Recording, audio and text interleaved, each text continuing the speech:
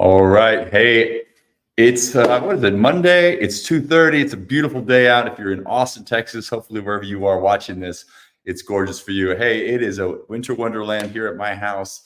My first live video, we were kind of in this room pre-holiday festivity decorations, and here we are back in it. We got the tree, we got the ornaments and all the things on the mantle. Even got a little screensaver on the TV. So this is where I'm doing this live from. A big shout out to my wife, Val, who, of course, is the hands behind and the mastery and the creativity behind all this. It's so great stuff. Anyway, let's talk today about one of the most powerful tools for your recovery. And recovery has been a big thing. And I think it's important that it becomes such a big thing because, at first, I think we just need to work out. We need to do more. But with life stress, with, postural issues, with, overtraining or working out too much, maybe too much of the same thing over and over, you need to have recovery protocols so that you get healthier and you get your body to recover fully so that it can get stronger and then adapt to whatever you're putting the stress you're putting on it with, exercise, cardio, whatever you're doing. But what people oftentimes miss, and the science is there over and over again. And if you listen to Andrew Huberman recently, or any of the kind of like Dr. Peter Attia, these guys are talking about how important sleep is to the process of recovery. And there's some very scientific pieces to this. We're not going to go into the necessarily like the exact science behind it, but I'm going to give you the overview of why. So what happens when you sleep? Obviously, there's, an important reset. Your body is recovering. It's kind of releasing hormones. There's all these really important things that only happen when you sleep. If you're, remember growing up in the 80s and 90s, your parents probably told you only grow in your sleep. Like you literally don't get taller until you're asleep. And so as somebody who wanted to be a basketball player, I was like, well, that's important. I should sleep a lot. And I remember like literally trying to get 10 hours of sleep at night so that I would get tall, right? But in the same thing, really in a different way, obviously, when no one's trying to get taller.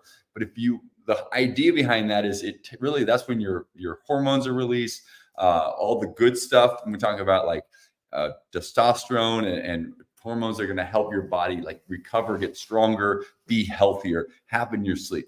But also part of that is when you sleep, how long you sleep, and having a rhythm of sleep that allows your body to kind of have that kind of cadence of, hey, my body feels tired. It goes to bed around 9 p.m. It sleeps 8 hours. It gets up at 5 or 6 a.m. and it's well rested. And if you can continue to do that day by day, you're really building into your body a rhythm of sleep and recovery. So we're going to talk about how to do that more effectively, because I think it's easy to say, yeah, we should sleep more. But of course, life gets in the way, kids and schedules and all the things get in the way. So let's talk about how to do that really effectively. So the first thing I want you to think about is really optimizing your sleep environment. What does that mean exactly? Well, your sleep environment is obviously your bedroom, where you sleep. So a couple of things are right off the bat. If you're sleeping on an old mattress that isn't that comfortable, that might be a great investment, just to get yourself on a really comfortable mattress that can just aid in your body's ability to relax and sleep comfortably.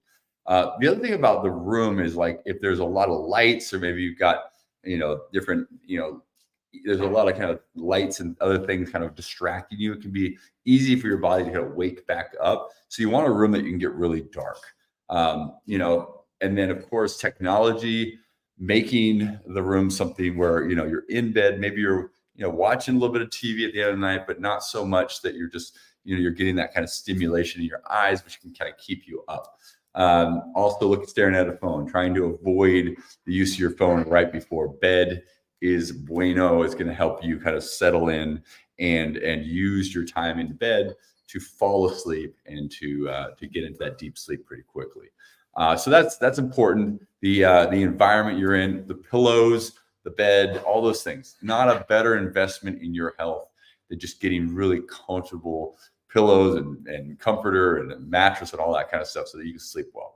The other part of that is kind of how you sleep. Like if you've got a bunch of overstuffed pillows and your neck's kind of pushed up and you're sleeping kind of weird, that can wake you up a lot. If you've got kind of a shoulder that doesn't like to be in a position of sleep, it's waking up constantly rolling around, you're going to need to figure out how you can find a comfortable sleep position and stay in it. Like me personally, I have a pillow behind my head. I usually have a pillow kind of under my armpit, and then I have a pillow between my legs. So I sleep on my side, but there's like pillows tucked, and that is just my go-to best sleep of the night position. And I can be in that position for a long time. So that's important. So the environment, what you have, dark, quiet, and cool, so you can get deep sleep quickly. Next up is having a pre-sleep routine. Okay, hot shower could be one. A cup of just non-caffeinated tea could be a nice thing to do. Maybe just a way that you and your partner, your spouse, kind of connect, talk to each other. Settle into bed. Finding ways. Now, if you go to sleep easily, you don't really need that much of a routine. But if you're somebody who struggles to go to bed, you need to look at, the things you're doing before bed so that you can kind of settle your mind. One of the toughest things for kids, my kid included, is just as tired as they are, they oftentimes are trying not to go to sleep. So they're burning a bunch of energy, and they don't realize that it's just harder for them then to kind of settle their brain down because they've got adrenaline at the end of the night. So you want to have little low levels of adrenaline, be as relaxed. And that's where a hot shower can really benefit you. If you're struggling, just relaxing and feeling completely at ease in your bed, try taking a hot shower. It actually won't make you hotter. The heat of the shower actually turns on receptors in your body to cool your body down. It actually starts to self-cool. So when you get out of the shower, you towel off, you get in your PJs or underwear to get into bed, your body will actively be trying to cool yourself down, which should help in the process of staying cool, but still comfortable and relaxed in your bed. All right, next up is just mind your diet. If you're eating right before bed, that could also affect your body's ability to sleep. Not eating a bunch of sugar before you go to bed, looking at that meal. I will tell you this, eating some protein right before bed, it's actually, it makes you feel very satiated. It could also make you sleepy. So that could be a technique. There are people that say hey, if you eat some protein before bed, your body actually, there's some science behind that actually is utilizing that protein for recovery. So, and it really depends. I'm not a big fan of one way or the other. I think, you got to try things out and see if it fits. But I definitely think that utilizing, either not eating a few hours before bed to help you kind of not have food in your stomach, or to find maybe a little, Greek yogurt or something you can eat right before bed. Not a lot, but a little bit can help the body, kind of just get a little bit tired and relaxed and that. So you got to know your body. Everybody's a little bit different, but try different things. Because again, it's all about getting your body into a state of kind of rest and ease. All right. So exercise. Hey, if you're exercising, you're fatiguing your nervous system, your body, that's great. And then your body really needs to sleep. And so it's gonna make you feel more tired, when you need to be tired. A lot of us, if you don't work out, and then you're up watching movies or watching Netflix, and you're in you can literally kind of just go on and on and on into the wee hours of the morning, kind of feeling tired, but not really. And if you haven't worked out, that your body can almost be tricked because of the stimulus of whatever you're watching to not feel that tired. But if you're working out, especially intense exercise, strength training, your body is going to feel tired about the time that you're always going to bed. And that's a really great thing. Now, one of the caveat there is I would avoid trying to do high intensity exercise right before bed. So if you're somebody who goes to work, gets back at 5 or 6 and goes and works out, that's cool. But just understand that if you're getting back from your workout at 7:30 or 8, you may not be able to go right to sleep at 9 o'clock. You may need to be up an hour or two later so your body can kind of settle back down from the adrenaline that you kind of got going with your exercise. So just something to consider there. I'm a big proponent of working out the first part of the day, whether it's early in the morning or mid-morning, if possible. Every once in a while I'll do an evening thing, but I don't like to do it because I remember playing basketball and really intense basketball games in the evening, and then I could not go to sleep for hours, and it's just the whole body's just churned up, And I couldn't settle my body. I couldn't settle my brain down. So try to avoid working out too late at night. Just mindfulness and relaxation techniques can be good ways to kind of get your body settled and ready for sleep. That's a word, mindfulness. What does that mean?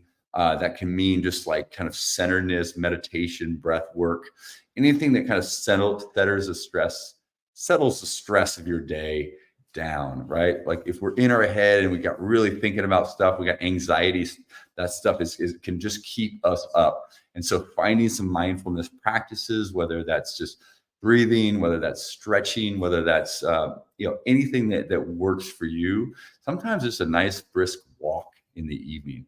No music, just go out and walk and just like listen to the sounds of the night in the evening can be a really nice way to kind of settle the body down, right? So we don't always have to have music in our ears and pumping us up. We can sometimes use a walk or being outside as a way to cool and calm our bodies down.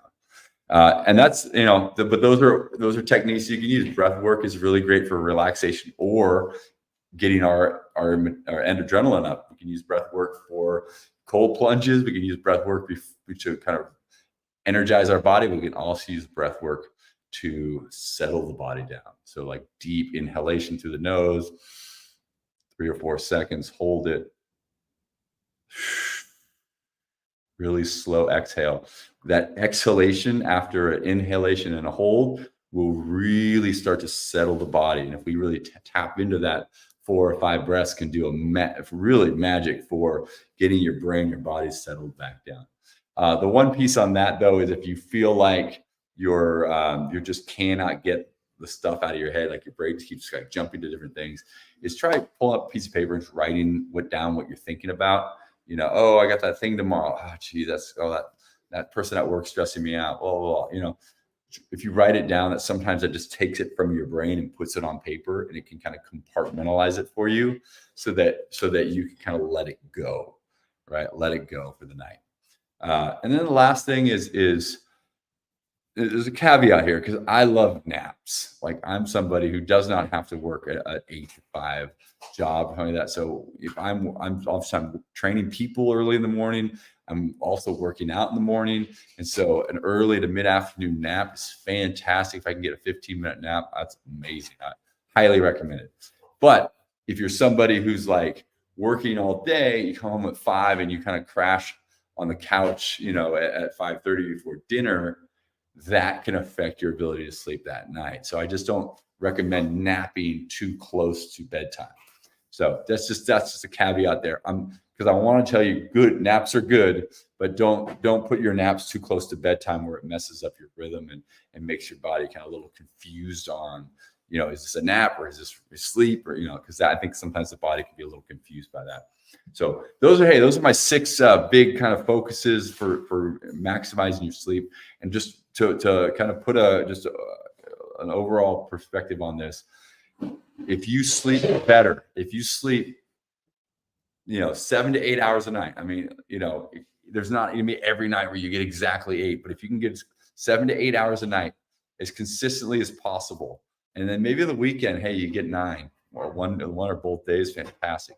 There's no bad thing about sleeping a little bit more than 8, but trying to get that 8 hours as many times during the week as possible is magic. It's going to really help your body, your nervous system, your mood, your energy levels, all of it. And my gosh, when you're more energized, you're going to be able to really think better, make more powerful decisions, not eat the candy that the coworker put it out in the break room. All those choices. Sometimes if you're tired, if you're exhausted, it just becomes that much harder to say no to something that you shouldn't be doing. And in the holidays, there's a lot of opportunity. You don't work necessarily as much. There's going to be parties and things like that going late in the night. You got to kind of just consider that stuff. Try to get sleeping where you can, take naps where you can, just making sure they're earlier in the day, and just try to be at ease as much as possible. Because if you're training, if you're working out, those things all go together. It creates a recovery so that you can be stronger and have better workouts, thus giving you better results and making you stronger and stronger. And really, what I want you to be is a badass, strong, person in your 40s, 50s, 60s, whenever, however old you are, I want you to be really strong, confident, capable. And sometimes it just takes prioritizing sleep with the workout, nutrition. You put those pieces together with the right mindset. Those are kind of the four pillars. And you're going to hear me talk about it a lot. You got recovery, you got sleep, which is sleep, right? You got mindset, you got working out, and you've got nutrition. If you can get those four pillars on point, you are going to be unstoppable. Thanks again for listening. This is my live stream Monday, talking about obviously sleep optimization. I also have a little information on in my Facebook page. If you want to read up a little bit more information, I put an article on there about sleep optimization. You can go to there. And of course, if you're having a lot of troubles that these little concepts can't fix, seek your doctor. Try to maybe go a little bit deeper and look at doing some sleep studies and that kind of thing, so that you can sleep better, right? Because if you're not getting good sleep, if your sleep is not optimized, then it doesn't matter how much you work out, you're not going to be able to recover that much. And then it's just, you're almost like squeezing all the juice out of your system. It's going to be harder and harder for you to maintain it. And it can lead to injury, it can lead to exhaustion, and it can lead to other conditions. So be mindful of that.